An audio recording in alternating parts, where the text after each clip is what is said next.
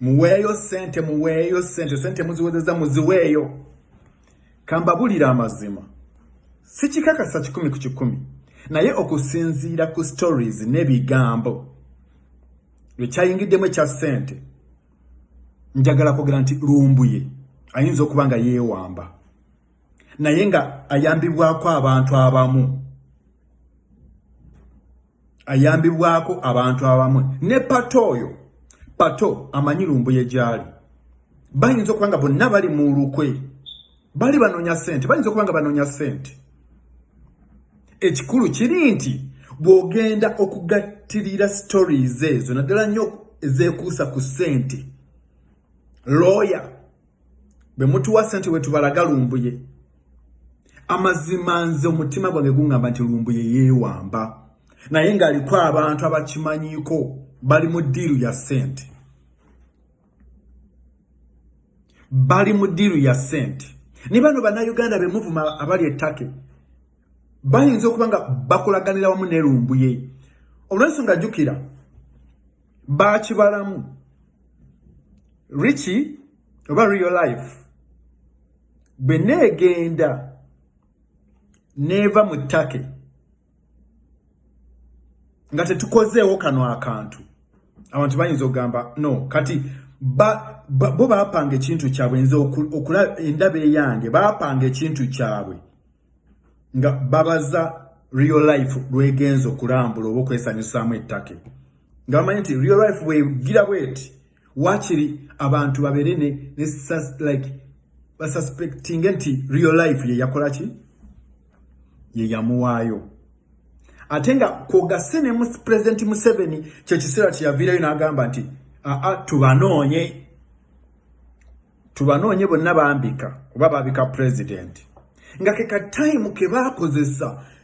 Naye bw'ogenda okulaba ebigambo byabwe ne stories zaabwe okuviira ku Pato mukwano gwa Lumbuye abadde yenyigidde mu kintu nti sente muziweeyo, lawyer temumanyi na kooti ki omusango mwe gugenda okubeera, oyo lawyer akiikirirwa mu kooti ki, kooti ki?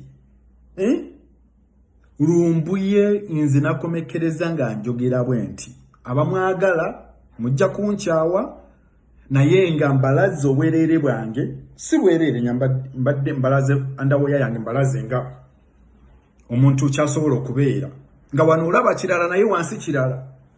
Omwana badde anoonya sente oba anoonya sente, ye yeewamba. Mazima gali nti yeewamba okuggyako nti ayambiddwako bano ba Pato n'abalala bangi. Buli muntu agenda afunako omutwalo wakiri. Ye Lumbuye tumusabe kimu ne ba Pato, ensobi ekoleddwa ate abanupu mwansanyusizza. Abaana ba Nuupu oba abantu ba Nuupu bana baali mu kino ekyokunoonyeza Lumbuye sente, ate mwansanyusizza obutawaayo sente. Muli b'amagezi obutawaayo